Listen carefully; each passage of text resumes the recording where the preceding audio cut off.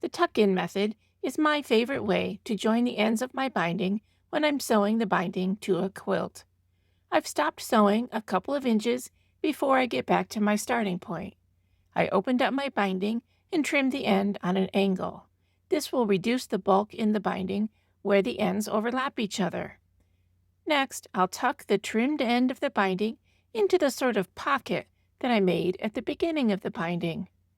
I'll make sure all the layers are nice and smooth and that the raw edges are all even with each other.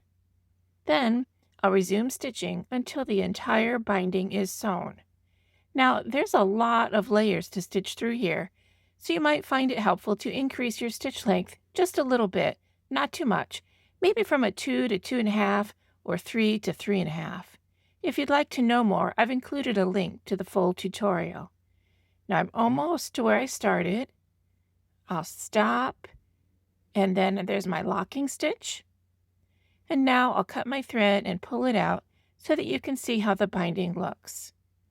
I'll show you from this side, and then I'll pull it open so that you can see how it looks on the other side. There we are.